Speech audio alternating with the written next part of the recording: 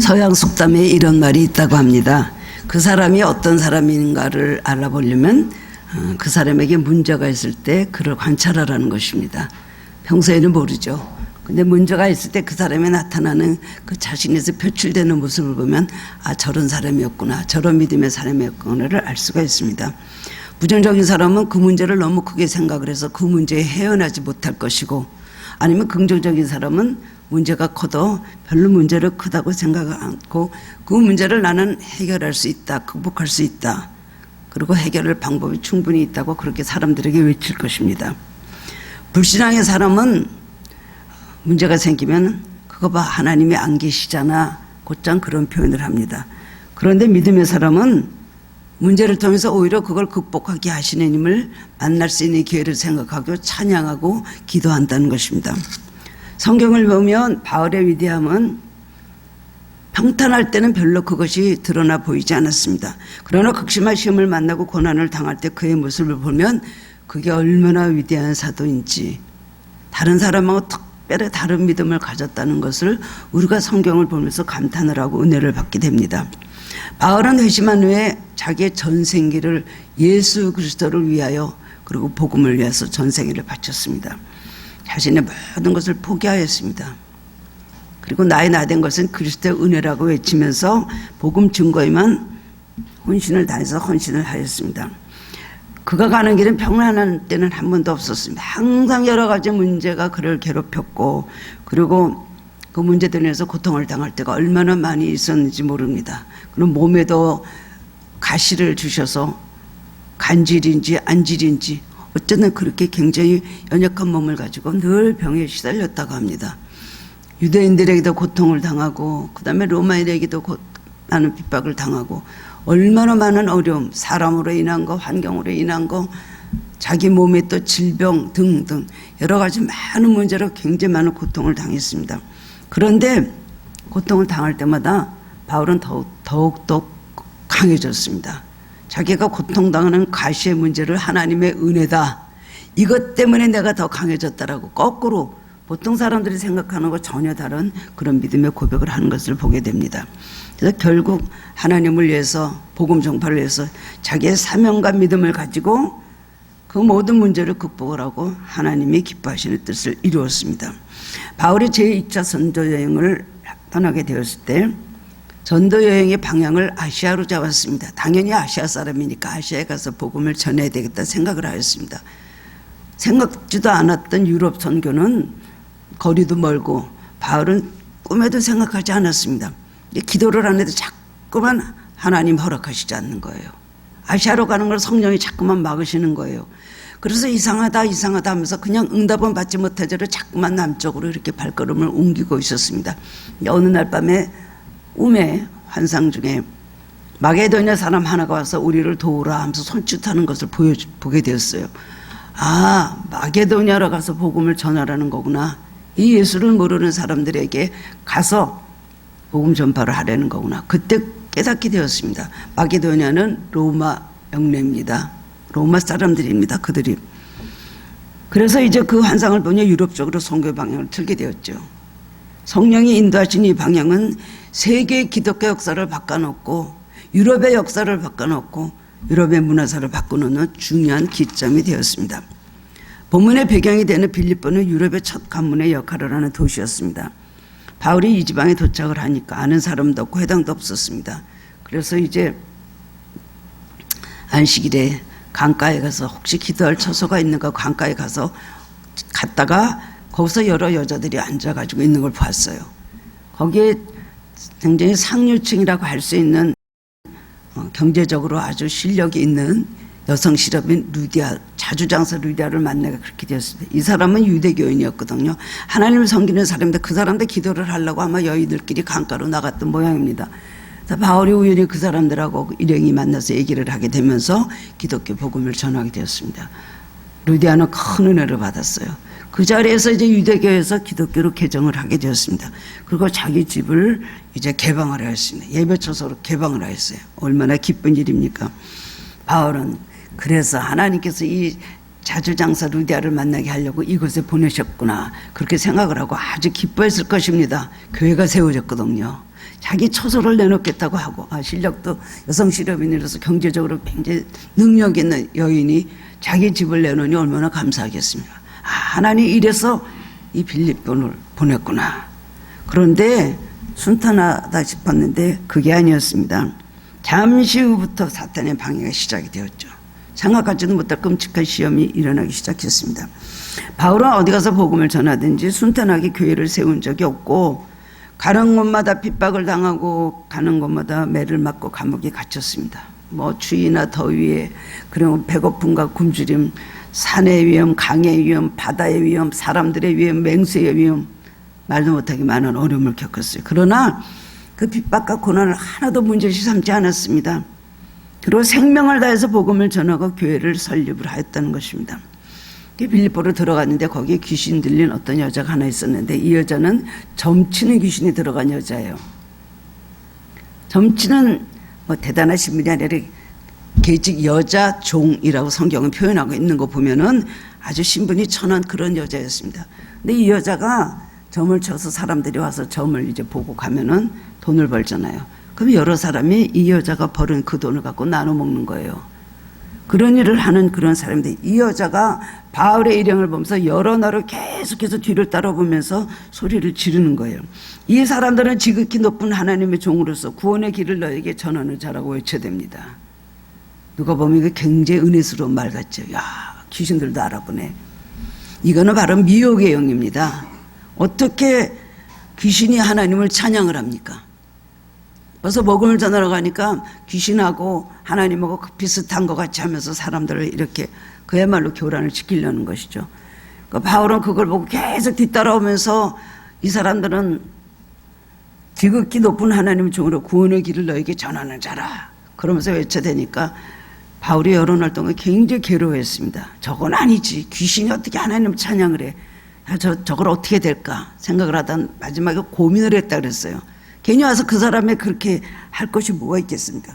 괴로워하다가 이 여인에게 있는 귀신을 예수의 이름으로 내쫓아줬어요. 그랬더니 그때부터 점치는 능력이 그 자리에서 없어졌잖아요. 더 이상 점을 못 치니까 그 사람이 돈을 벌지 못하게 됐습니다. 그래서 이 여자 때문에 돈을 벌던 여러 사람이 갑자기 화가 나겠죠. 우리도 그 입장에서 화가 나겠죠. 저 왜 와가지고서는 갑자기 귀신을 쫓아내서 자기들한테 멀쩡하게 돈 벌어주는 여자를 점을 못 치게 하나. 우리 같아도 화가 나겠죠. 이거는 어디까지나 무슨 일입니까? 영적인 이유에서 이런 일이 일어난 것이죠. 근데 그 사람들 그걸 알 리가 있습니까? 아니, 저런 괘씸한 것들이 어디 있어. 그래갖고는 모든 인맥을 동원해서 무리들이 다 일어났습니다. 그래갖고 바울과 실라를 잡아다가 관원에게 넘겨줬다는 겁니다. 순식간에 졸지간에 일어난 일이죠. 복음에 정면적으로 충돌되는 어떤 내용이나 사건이 있었으면 모르는데 그것도 아닙니다. 그 여자에게서 돈을 벌지 못하게 했다는 바로 그 불합리하고 부당한 일 때문에 그런 고통을 당하게 되었다는 겁니다. 그리고 죄목을 씌우기를 바울과 실라가 우리 로마인이 듣지도 못하고 알지도 못할 풍속을 와서 전한다. 이상한 기독교를 전한다고 했겠죠. 그러면서 그거를 갖다 제목으로 씌워서 확인하지도 않고 절대도 하나도 없이 그냥 구속하였습니다. 그래서 무리가 고발을 하니까 사람들이 그냥 달려들어서 바로 또 바울은 유대인 아닙니까? 자기네들은 로마인 아닙니까? 로마인의 그 교만과 텃세가 대단했거든요. 그때는 로마라는 사람들이 로마인이라는 거에 그 파워가 대단했습니다. 그 세계를 거의 유럽을 점령하고 있을 때니까요. 그래갖고 유대인은 그들을 그냥 구속을 하고, 그 다음에 무리가 일제히 달려들어서 옷을 벗기고 때리고, 그리고 완전히 죽지 않을 만큼 많이 치니 지하 감옥 깊은 곳에 가두고 그 발을 착고에 든든히 튀었다는 것입니다. 이게 얼마 만의 일일까요? 1시간 만의 일일까요? 우리가 살다 보면 이렇게 졸지간에 이런 일들을 만나게 될 때가 있습니다. 청청병력 같은 일들이 졸지간에 일어나는 거예요. 착고에 채웠다는 것은 옛날에 우리 칼 씌웠다는 거 있죠? 그저 춘향이에게 변사또가 칼을 씌웠습니다.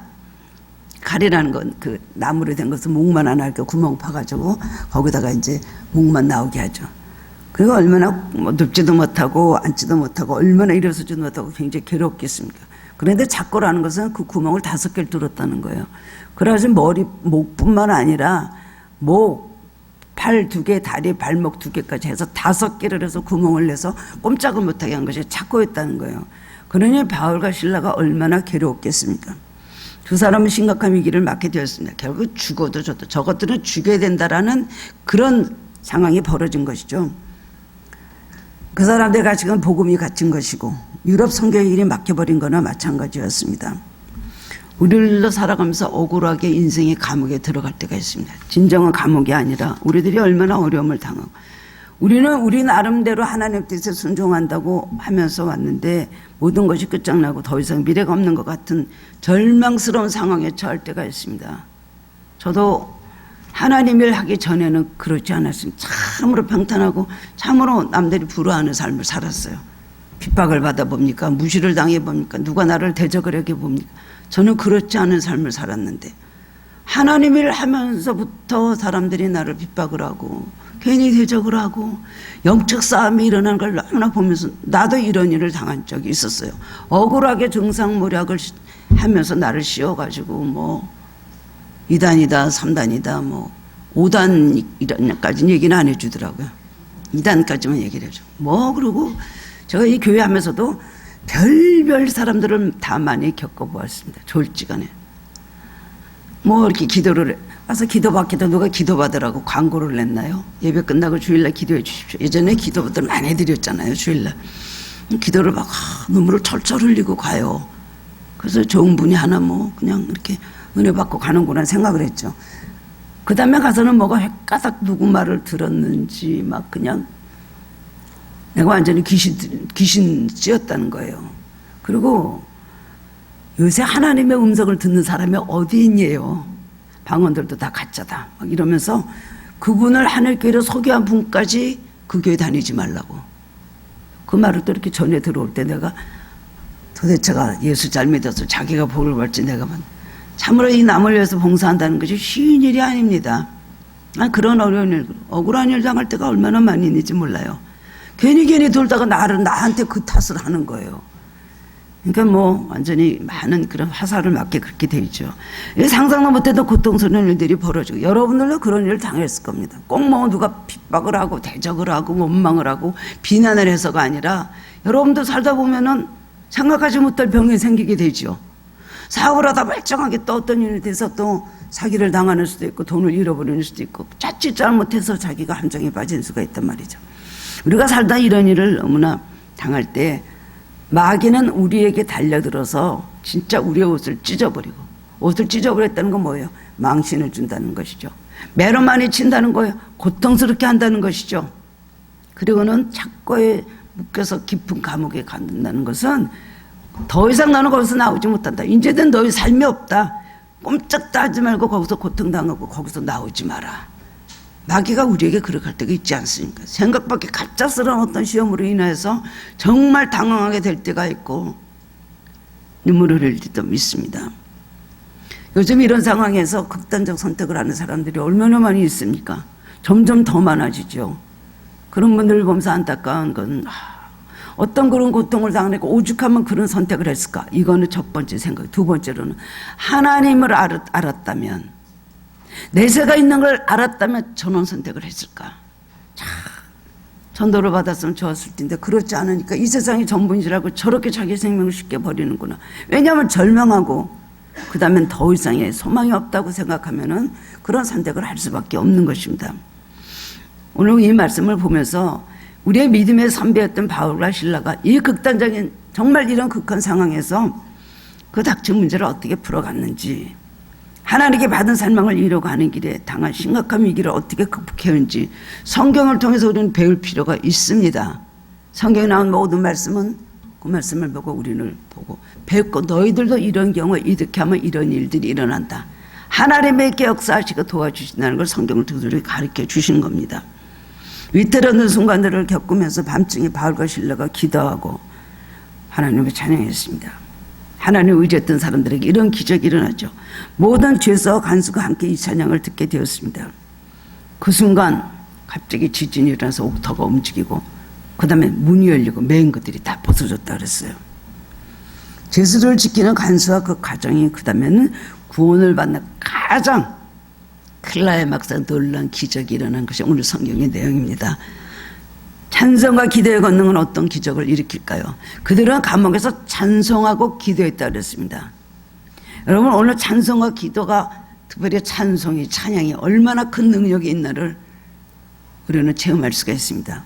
오늘 우리 호산나 성가대 찬양 시작했죠. 우리 시작했잖아요. 참 듣기도 참 감사하고 참 은혜가 되었습니다. 목욕을 지려서 듣는데 근데 여러분 오늘 예배가 얼마나 은혜스러운 줄 압니까? 깜짝 놀랐어요. 저는 딱 썼는데요 눈물이 막 쏟아지고요. 왜 이럴까? 뭐 특별히 내가 그럴 것은 없습니다. 그런데 찬양을 연습만 해도 이렇게 성령이 역사하는 거예요. 오늘 원인이 뭘까? 성령이 이렇게 뭉클 이렇게 역사하신 이유가 뭘까? 오늘 찬양 연습한 것밖에 없잖아요. 선거대 연습.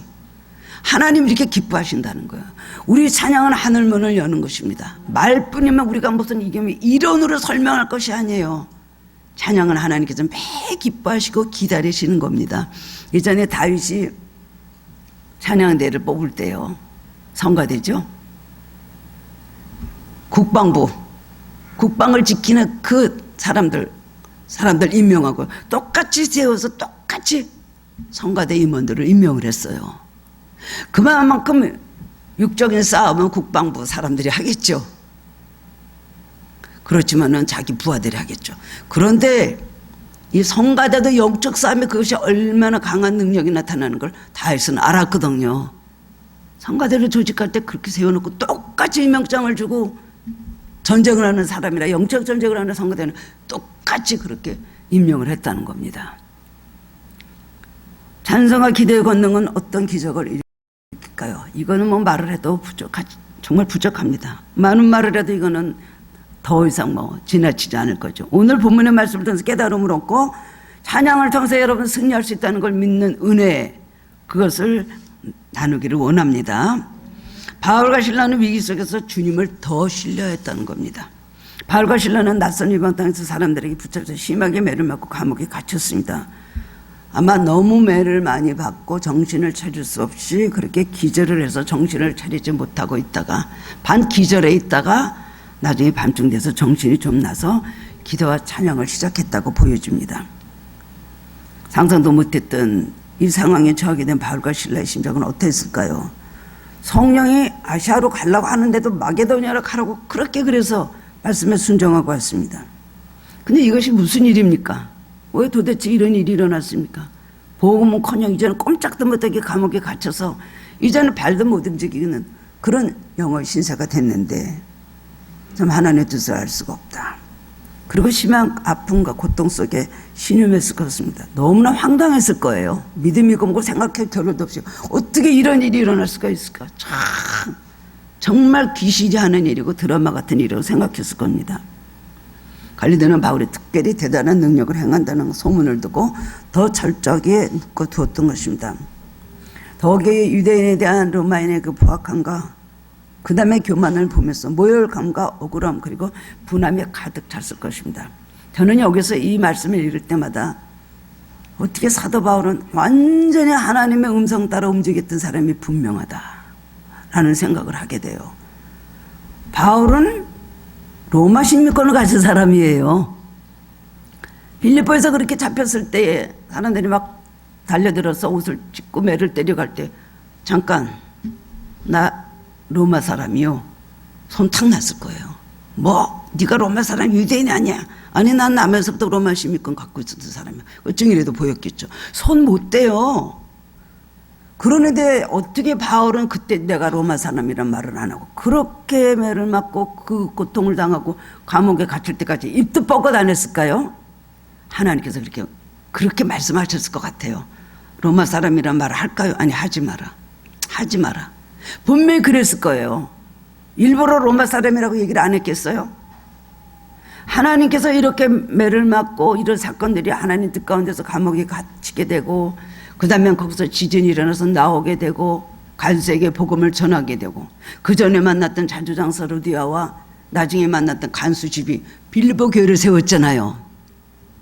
감옥에 안 들어갔으면 그런 일이 일어났겠어요. 그러니까 하나님께서 너 로마 사람이라는 거 말하지 마. 감동으로 그걸 주셨을 거예요. 바울은 자기 생각을 하나도 안 한 사람입니다. 좀 편해지려고 좀 살아남으려고 했던 사람이 절대로 아니죠. 그리고 그렇지만은 낙점을 했을 겁니다. 아니 그래서 여기까지 들어왔는데 이렇게까지 될 줄은 몰랐습니다. 하나님 이거 복음이 갇힌 것 아닙니까? 어떻게 여기서부터 뭘 어떻게 해요? 이렇게 하나님께서 인도하셔서 복음의 길을 왔는데 여기서 이제 모든 것을 다 끝난 거 아닙니까? 이 복음의 길은 어떻게 될까요? 복음 증언은 어떻게 되겠습니까? 이런 상황에 라는 생각을 어떻게 하지 않았겠습니까? 그러나 그들은 하나님을 신뢰합니다. 그리고 믿음이 점점 생깁니다. 분명히 하나님께서 이것으로 보낼 때는 이런 고통을 당하지만 하나님 뜻이 계실 거야. 분명히 하나님 교회를 세우실 거야. 그런 확신하는 믿음이 있었기 때문에 그 다음에는 찬양하고 기도할 수 있었다는 겁니다. 찬양은 하나님께서 우리에게 베푸신 모든 은혜와 인자하심을 신뢰할 때 나오는 것입니다. 그렇죠. 하나님 믿음, 하나님에 대한 믿음, 의지하는 것 가지고는 찬양이 안 나오더라고요. 저도 보니까. 그냥 기도, 간과하는 기도 도와주십시오. 매달리는 기도는 얼마든지 할 수 있어요. 어떤 제목으로든지 간에.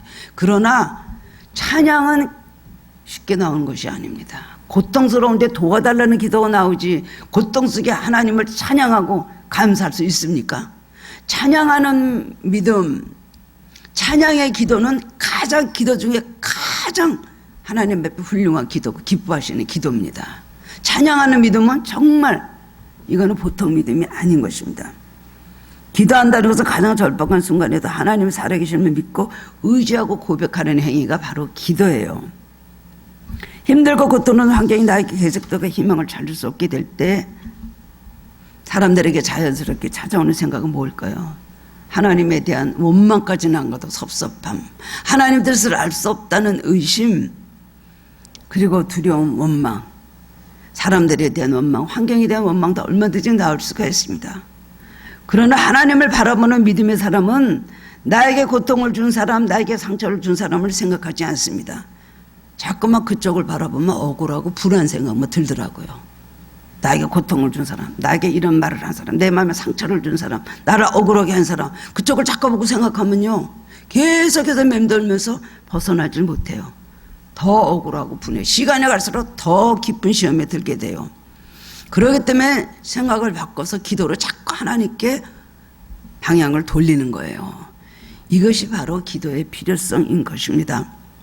바울과 실라는 그 상황 속에서도 여전히 나의 주님이 되시는 하나님을 고백하게 되었고 지금까지 인도하신 하나님의 섭리를 찬양하는 기도를 하게 되었습니다. 그리고 보이지는 않지만 지금 어떤 일이 일어날지는 모르지만 우리가 여기서 죽어도 하나님 그런 빌립보에 우리가 순교 제물이 돼서 죽을 수 있고요. 그리고 하나님 앞으로 무슨 일을 이루실 하나님을 찬양합니다. 다 모든 걸 맡깁니다. 여기서 죽어도 좋고 나가서 또 복음의 길을 계속해도 좋고 그저 무조건 선하신 하나님을 바라봅니다. 라는 기도를 했다는 것입니다. 기도는 원망이나 탄식 혹은 소원을 아뢰는 기도가 아니고 감사 찬양에 달리는 그런 기도를 했다는 것입니다. 여러분 어떤 경우도 하나님 전능하시고 나에게 선하신 분이라는 걸 믿으면 여러분의 기도는 그런 원망스러운 기도가 나오지 않을 것입니다. 현재가 이해가 되지 않고 아무 응답이 없고 보이는 어떤 징조가 없어도 우리가 기뻐하고 감사할 수 있는 것, 미래에 하나님께서 나와 함께 하시고 선하신 하나님이 내 일을 인도하실 거라는 믿음이 있기 때문에 우리는 미리 감사하는 거예요. 그럴 때 우리가 찬양이 나오는 것입니다. 하나님을 향한 찬양은 하나님을 더 깊고 더 섬세하게 만날 수 있는 분위기의 마음을 만들어줍니다. 우리의 생각, 감정, 모든 감각이 찬양을 통할 때 우리 마음이 하나님을 향하게 되고 주변에 복잡하고 감당하지 못했던 두려움이나 염려, 그리고 내면에 숨겨진 우리의 아픔과 모든 상처는 다 몰아내게 되는 것입니다. 시편 22편 3절에 보면 이스라엘의 찬송 중에 거하시는 주여 주는 거룩하신 이이다라고 고백을 했습니다. 찬양을 부를 때 그곳에 주님이 거하신다 그랬어요. 찬양을 부르는 사람에는 주님을 마음속에 모시게 되는 것입니다. 마귀는 쫓겨나가고 마귀는 몰아내고 나가셨던 주님이 들어오시게 되는 것 바로 찬양하는 것이에요. 오늘 찬양의 능력이 어느 정도인가 참 제가 오늘 예배 시작하면서 깜짝 놀랐습니다. 얼마나 오늘 은혜스럽고 축복이고 그냥 마음이 뭉클뭉클하고 눈물이 그냥 쫄 흐르려고 그러고 이게 은혜거든요. 성령이 역사하신다는 거죠. 찬양을 기뻐하는 사람 속에 마귀는 역사할 수가 없습니다. 원망과 불평과 짜증과 탄식으로 있던 우리 마음속에 찬양을 부르게 될 때 예수님이 오신다는 거예요. 그 찬양 부르는 사람 마음속에 거하신다는 거죠. 찬성 속에 거하시는 하나님, 얼마나 감사한 일입니까? 우리가 주님을 분명하고 확실하게 만나게 될 때는 찬양할 수 없는 가운데 찬양 부르시기 바랍니다. 기도를 하되 찬양이 섞인 기도, 감사가 섞인 기도, 그리고 미래에 대한 믿음을 확신하는 기도를 하나님 앞에 확실히 올리십시오. 그럼 기적이 일어납니다. 욥이 고난과 고통을 당할 때도 그가 하나님과 사람을 원망하거나 죄를 범죄하고 고난을 극복하는 이었던 중요가 뭐예요? 나는 여호와를 찬송한다 그랬어요. 욥기 1장 22절에 보면 내가 모태에서 알몸으로 나와 싸운즉 또한 알몸이 그리로 가올지라 주신 자도 여호와시요 거두신 이도 여호와시니 여호와 이름에 찬송을 받을지니이다. 찬송을 받으니 그래도 찬송을 받으신다. 거기에서 욥의 대단한 믿음을 볼 수가 있습니다. 이 모든 일을 욥이 범죄하지 아니하고 하나님을 향하여 그렇게 원망하지 아니하니라. 찬송과 원망은 사실 반대죠. 근데 우리가 찬양 쪽보다 자꾸 원망하는 쪽으로 단식하는 쪽으로 말하기 그렇게 됩니다. 창세기 29장에 보면 참 불행했던 여인이 나오는데 누구예요? 야곱의 첫째 아내였던 레아의 이야기가 나옵니다. 야곱이 이제 삼촌 집으로 가서 보니까 라헬이라는 둘째 딸이 너무나 예쁘거든요. 보는 순간에 완전히 반해버렸습니다. 그래서 라헬하고 결혼을 해야지. 그래서 이제 그 삼촌한테 내가 라헬하고 결혼을 하고 싶습니다. 그랬더니 그때는 여자를 하나 데려오려면은 대단한 인력을, 노동력을 데려오기 때문에 맨손으로는 여자를 못 데려와요. 그러니까 네가 어떻게 내 라헬하고 결혼을 하겠느냐? 그럼 뭐를 주겠느냐? 내가 맨손에는 안 돼. 내가 가진 것이 없으니까 라헬을 위해서 삼촌 집에서 7년 동안 머슴살이를 하겠습니다. 돈 안 받고 내가 종살이를 하겠습니다. 아 그래? 그래서 7년이 됐어요. 그래서 이제 결혼 지착을 마련한 거죠. 그래서 라헬을 데려오려고 그래서 결혼을 딱 했는데 라헬인 줄 알았더니 아침에 일어나 보니까 레아 아니에요? 아니 삼촌 나한테 이렇게 하실 수가 있습니까? 그랬더니 아니 우리 지방에는 언니 제치고 동생 먼저 보내는 법이 없어. 언니가 가야 동생을 주니라. 그러니까 아 그러면 제가 앞으로 또 7년을 더 봉사할 테니까 라헬도 주십시오. 그래서 라헬 하나 얻기 위해서 14년을 봉사를 했다는 겁니다. 그래서 그 아내를 얻었죠. 어떤 분이 이 말에 대해서 이렇게 말을 하더라고요.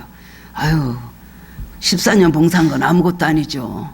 저는 한 여자를 위해서 평생을 봉사하고 있는데요. 재미난 얘기를 하시는 분도 있었습니다. 그래서 이제 라헬을 그리고 레아에게 야곱은 깜짝 놀라고 너는 내가 사랑했던 여자가 아니야. 나는 라헬을 사랑해서 그러지 않았겠어요. 얼마나 큰 상처가 됐겠습니까. 레아는 자기를 향해서 야곱의 사랑이 없다는 걸 알았어요. 그런데 하나님은 공평하신 하나님, 그 레아를 불쌍히 여기셔서 29장 32절에 보면 레아의 태를 열어서 자녀를 주셨다고 합니다. 그리고 라헬에게는 자식을 주시지 않았어요. 그래서 첫째 아들 낳는데 르우벤이라고 쳤어요. 보라 아들이다. 여호와께서 아들을 주셨으니 이제 남편이 내 아들을 봐서 나를 사랑할 거다 라는 기대했지만 첫 번째 아들도 남편의 마음을 돌릴 수가 없었어요. 두 번째 아들 낳는데 시몬이라고 줬습니다. 이것은 또 들으심이란 뜻이에요. 주님께서 가슴 아픈 나의 사연을 들어주셨으니 남편도 나의 아픔을 들어줄 거라는 뜻으로 시몬이란 이름을 했는데 시몬을 낳고도 역시 야곱의 사랑을 받지 못했어요. 세 번째 아들을 낳는데 레위라고 지었습니다. 연합이라는 뜻이에요.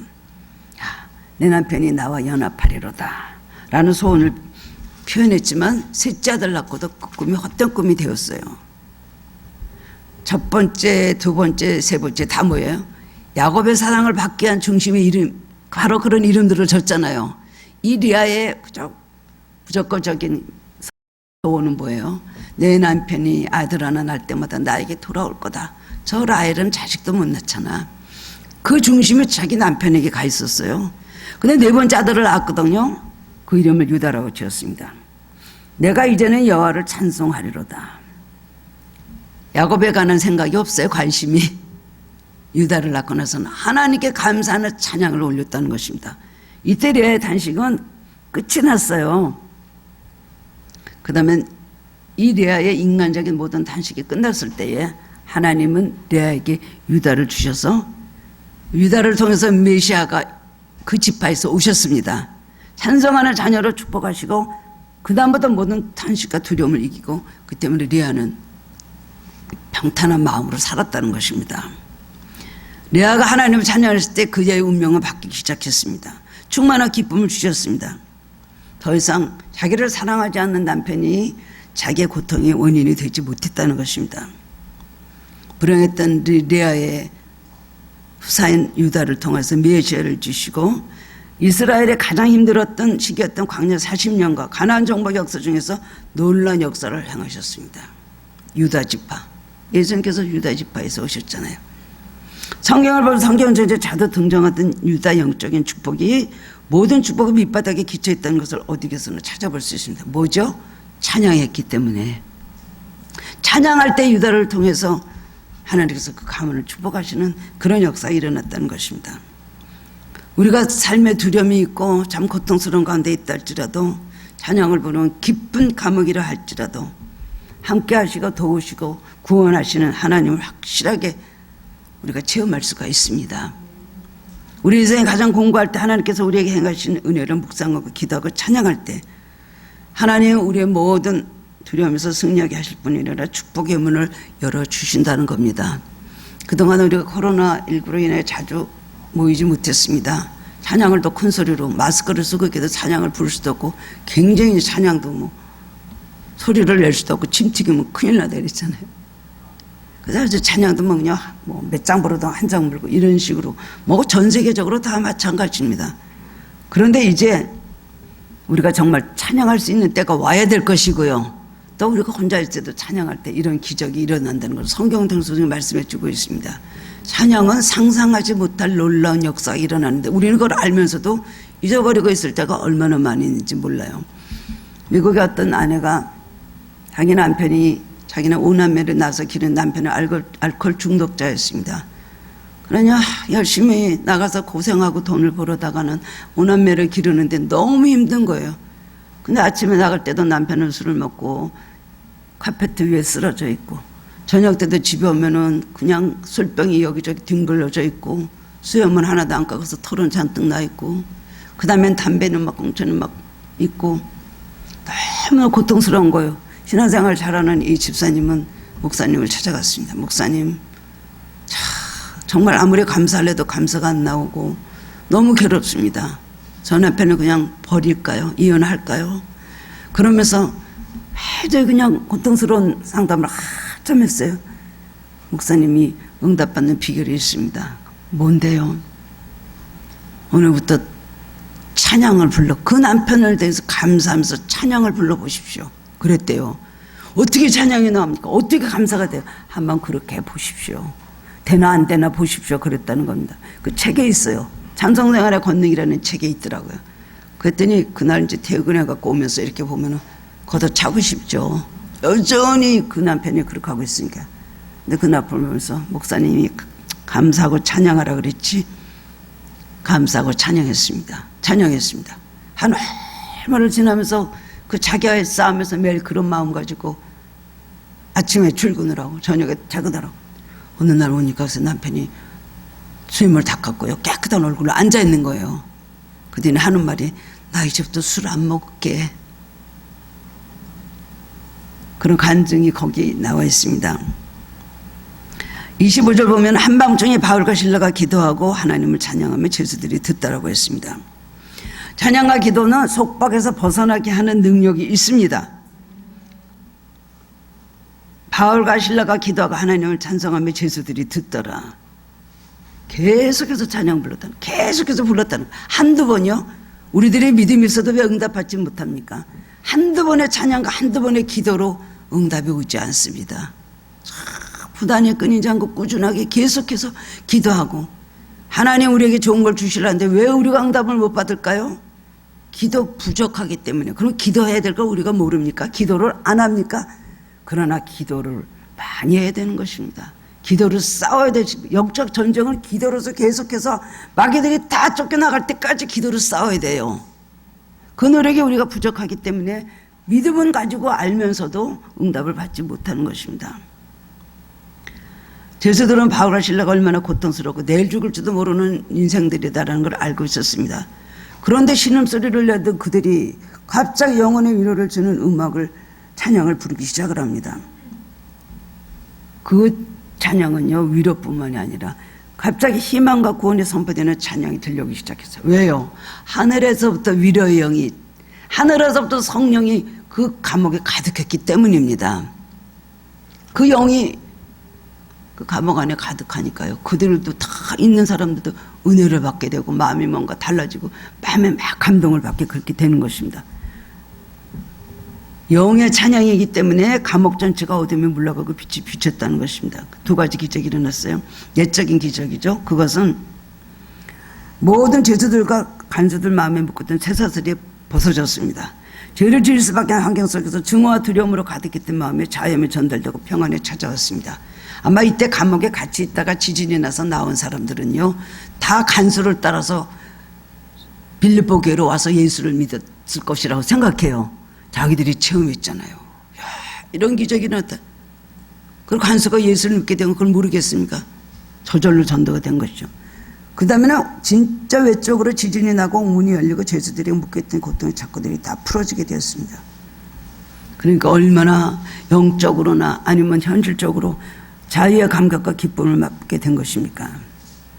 하나님께서 우리의 찬양 소리를 들으실 때 예변치 않으시고 응답하시고 모든 속박에서 풀어주시고 승리하게 하십니다. 여러분, 오늘부터 우리는 좀 찬양의 기도를 올려야 되겠습니다. 하나님 앞에 찬양을 많이 불러야 되겠어요. 그럼 아마 한 시간에 한 3발자국 같은 우리의 신앙이 이제부터는 아마 한 시간에 10발자국, 100발자국 움직이는 역사가 일어날 거예요. 저도 말씀 준비하면서 정말 잘 알면서도 수없이 한 설교인데 내가 이제부터는 이런 신앙생활을 하겠다는 걸 많이 깨닫게 되었습니다. 찬양할 수 없는 가운데 찬양하고 아프고 상처받고 거의 기절해서 넘어질 정도로 되고 정신을 못 차릴 정도인데 깨나갖고 다시 기도하고 찬양했다는 거예요. 이런 믿음 가지고 지진이 아니라 하늘이 개벽이 나는 역사가 일어날 것입니다. 우리가 잘 아는 찬송 585장 내주는 강한 성령 방파병기 되시니, 루터가 종교개혁에 하는 가운데 많은 그런 보이지 않는 착고 그리고 감옥과 같은 요소들 앞에서 많이 지쳐있었을 때 더구나 육신의 병이 있었고요. 심적으로 너무나 낭망 상태에 있었습니다.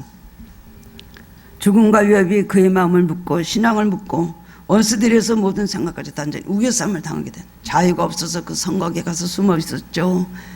멀리가 있었지만 이제 로마 경항청에서 사람을 보면서 자기를 죽이게 되고, 내가 이거 과연 무슨 것을 하고 내가 어떻게 종교개혁을 한다는 것인가 생각하면서 수도 없이 시험에 들고 낭망을 하고 좌절을 하고 두려움에 사로잡히게 되었습니다. 그런데 시편 46편 말씀을 읽은 거예요. 환난 당할 때에 나의 피난처가 되시는 분이시라는 것. 그러면 교황 레오 14가 나를 죽이고 살리는 것이 아니다. 내가 그걸 두려워할 것이 아니다. 그래서 시편 46편 말씀을 근거로 해서 내주는 강한 성이 방패와 병기 된다는 찬양 부르고 그를 막고 있는 모든 착고들을 하나하나 풀어나가고 드디어 종교개혁을 하게 되었습니다.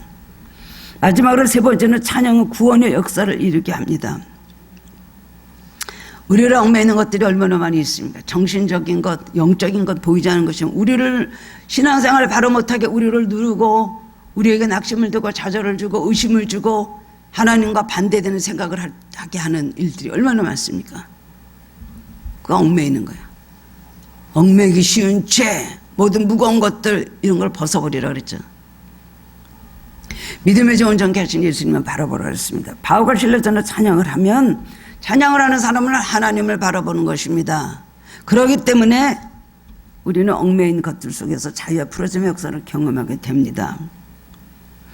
본문 뒤 30절, 31절 보면은 그들이 데리고 나가 가로되 선생들이여 내가 어찌하여 구원을 얻으리까 하거늘 이르되 주 예수를 믿으라 그리하면 너와 내 집에 구원을 받으리라고 했습니다. 바울과 찬양을 할 때 이 창은 벌써 간수의 마음 움직이기 시작했어요. 신비스러운 찬양, 막 아마 천사의 찬양이었을 것입니다. 그걸 들으면서 죄수들이 듣고 간수가 들었고, 그리고 그 다음에는 지진이 나서 다 옥문이 열리고 맨 것이 벗어졌어요. 그때 바울은 내가 여기서 나갈 수 있지만 나가면 저 간수가 어떻게 될 것인가. 여러분, 찬양할 거고 믿음의 사람은 남의 유익을 생각합니다. 남의 입장을 섭니다. 얼마든지 빠져나갈 수 있죠. 빨리 이때다 하고 나갈 수 있잖아요. 그러나 가만히 있는 거예요. 바울과 실라는. 그 사람 만약에 나가게 되면 간수는 죽는 것이죠. 칼을 빼서 자기를 할 수밖에 없는 것입니다. 간수를 향한 하나님의 음성을 들어 움직이지 마라. 가만히 있어라. 가만히 있어라. 그리고 간수가 먼저 와서 말합니다. 선생들아, 어떻게 하여 내가 구원을 얻으리까? 주 예수를 믿어라. 그럼 너와 내 집에 구원을 받으리라. 기독교의 가장 핵심적인 진리예요. 믿음이 있으면 너와 내 집에 구원을 받으리라. 믿음으로 구원받고 한 사람이 구원받으면 그 집이 구원을 받는다는 하나님의 약속인 것입니다. 찬송에는 세 가지 힘이 있습니다. 위로 올라가는 힘, 기도응답, 가슴을 파고드는 힘, 회개와 용서, 마지막으로는 밖으로 뻗어나가는 힘, 사명의 힘입니다. 이 세 가지의 능력이 찬양에 있다는 것입니다. 병든 가슴, 답답한 마음, 인생에 사슬이 묶여서 헤매며 죽어가는 사람들의 영혼을 찬양은 흔들어 놓는 것입니다. 찬양은 감사에서 나오는 것이, 감사는 영적 전투입니다. 찬양할 때 영적 전투에서 승리할 수 있는 것이에요. 영적 싸움이에요. 영적 싸움. 그 영에서 나오는 힘이 찬양이죠. 입으로 하는 기도 뭐 이런 것보다 그 영에서 나오는 찬양은 굉장히 힘이 있습니다. 그 힘은 악령하고 싸울 때 그 악령을 물리칠 수 있는 원동력이 되는 것입니다. 성교적인 것, 그리고 그 다음에 교회를 세웠습니다. 데려가서 바울을 때린 것을 씻기고 먹이고, 그 다음에는 맨 처음에 만났던 자주장사 루디아와 간수집이 빌립보 교회를 세워서, 마지막에 바울이 로마 가면서 순교할 때까지 빌립보 교회는 바울을 사랑했습니다. 바울을 지원을 했습니다. 바울을 위해서 기도했습니다. 가장 사랑했던 교회가 빌립보 교회입니다. 오늘 주 예수를 믿어 그러면 너와 내 집에 구원을 얻으리라. 이 신득이죠. 우리가 믿음으로 구원을 받는다는 것이죠. 여러분, 정말로 찬양은 놀라운 능력이 있습니다. 시간이 조금 됐는데요. 저희 친정어머니는 96세 세상을 떠나셨습니다. 이제 7주년 이번에 지나갔는데요. 주기를. 저희 어머니는 30살 때부터 돌아가실 뻔했는데 그렇게까지 사신 거예요. 60몇 년을 더 사셨어요. 저희 어머니는 밥을 굉장히 소식을 하시고, 저는 밥을 잘 먹거든요. 저희 어머니는 굉장히 소식을 하시고, 참 그렇게 그냥 밥도 3분의 1 정도나 드시, 그럴 정도로 그러신 분이에요. 근데 어머니는 항상 이렇게 감기 걸리시면 기관지염이 되시고 폐렴이 걸리셔서 돌아갈 뻔하는 거를 얼마나 많이 하셨는지 몰라요. 근데 제 기억으로 제가 어머니를 한 5번을 제가 살린 게 아니라 기도로 어쩌다 하나님께서 살려주셨던 기억이 나는데요. 그때마다 어떻게 했는 줄 압니까? 보훈병원에 입원해 계시고 폐렴 걸려서 입원해 계신데요. 제가 가서 찬양을 가서 막 기도를 하는데, 기도를 할 때는 아멘 아멘 하셨어요. 그 다음에 갑자기 구주와 함께 나 죽었으니 구주와 함께 나 살았다, 그 찬송을 갑자기 막 나오고 이래. 그걸 부르시는데 어머니가 갑자기 힘이 나갖고 자리에서 일어나셨어요. 찬양 오를 때 따라 부르시더니 막, 그때 그래서 보훈병원에서 퇴원해서 나오셔갖고 다시 건강을 또 회복하셨어요. 그 다음에 또 제가 반포살 때 저희 어머니가 또 기관지염에 폐렴 걸려 병원에서 퇴원해 오셨는데 이제는 돌아가실 것 같아요. 밥을 한 숟갈도 못 드시는 거예요. 땀을 뻘뻘 흘리시면서. 그래서 엄마 뭐 좀 잡숴봐요. 음식을 해서 드려도 나는 먹을 수가 없어. 피지땀을 흘리시면서 못 드시는 거예요. 돌아가실려나 보다. 그래서 어머니를 제가 눕혀놓고요. 눕혀놓으세요. 어머니 누우세요. 눕혀놓고 안수기도를 하면서 찬양을 막 불렀어요. 막 몇 장을 불렀는지 몰라요. 근데 갑자기 어머니가 나 힘이 난다. 그런데 일어나더니 나 미역국 하나만 끓여줄래? 그래서 미역국을 끓여드리니까 처음으로 미역국을 그렇게 맛있게 해서 밥을 몇 숟갈을 드셨어요. 그리고 또 수생하셨어요. 항상 저희 어머니를 아마 재선병원에서 돌아가실 뻔했어요. 또 폐렴으로 돌아가실 뻔했는데 그때는 이제 의사가 희망이 없다, 약간 그런 식으로 조금 준비하셔야 된다. 그때가 85살인가 되셨을 때인가 봐요. 근데 어머니가 잘 못 알아봐요. 이렇게 보더니 엄마 부르니까 여기 천국이야. 아름다운 꽃들이만 있는데 안 되는데 저런 소리 하면은 여기 병원이야. 그래서 제가요 어머니 누워 계신데 어머니 병상에 같이 올라가 앉았어요. 신발 벗고 올라가서 앉았어. 어머니를 붙잡고 10시간을 기다렸어요. 찬양 부르면서. 근데 어머니가 일어나셨어요. 제가 그때 목사 안수 받고 난 바로 직후에서 내가 하나님 나 목사 안수 받았다는 거 뭐 테스트 하시나? 어머니가 살아나셨어요. 그러고 계시다 미국 가셨거든요. 미국 가서도 기도하면 또 일어나시고 다 찬양 부를 때 그런 기적이 났어요. 저희 어머니 찬양을 언제 좋아하세요. 여러분 가장 힘들고 어려울 때 정말 기도할 힘도 없을 때 그냥 찬송을 놓고 찬송 부르십시오. 내 뜻에 갖는 거 또 부르고 4절 부르고 8절 부르고 12절 부르고 해보세요. 힘이 납니다. 나를 얽매이는 것이 있다 할지라도 주저앉지 말고 기도와 찬양으로 매일매일 여러분 전화위복의 역사를 체험할 수 있습니다. 그런 믿음의 성도님들 되시기를 주님의 이름으로 축원합니다. 사랑의 주님 은혜를 감사드립니다. 오늘 말씀을 통해서 은혜를 받습니다. 하나님은 어제나 오늘이나 동일하시고 영원하신 분이십니다. 그 하나님은 늘 우리에게 같은 말씀을 해주십니다. 우리를 똑같이 사랑하시고 권면하시고 우리와 함께 하십니다. 그런데 우리는 매일 주님을 붙잡았다 놓다 또 붙잡고 어쩔 줄을 모르고 주님 요동하는 우리들을 용서하여 주시기를 원합니다. 영원하신 하나님, 동일하신 하나님을 바라보게 하시고 오늘 이 빌립보 감옥에서 바울과 실라에게 어떤 기적이 일어났는지 우리에게 그 비결을 가르쳐 주셨습니다. 찬양하고 기도했다 그랬습니다. 주님 우리 기도 속에 찬양이 있게 하시고 또한 우리 찬양 속에 기도가 있게 하시고 하나님 말씀대로 살아감으로 인하여 작과와 같이 달을 붓고 있는 이 모든 어려움에서 지진이 일어나며 문이 열리고 벗어지는 역사가 있게 하여 주시옵소서. 오늘부터 이 믿음을 가지고 이 말씀을 적용해서 삶으로 승리하게 해주실 것을 믿습니다. 항상 입술에서 찬양이 떠나지 않게 하시고 찬양 부름으로 예수님의 우리 안에 늘 거하시는 것을 체험하는 신앙인들 되게 하여 주시옵소서. 감사드렸고 예수 그리스도 이름으로 기도드리옵나이다. 아멘.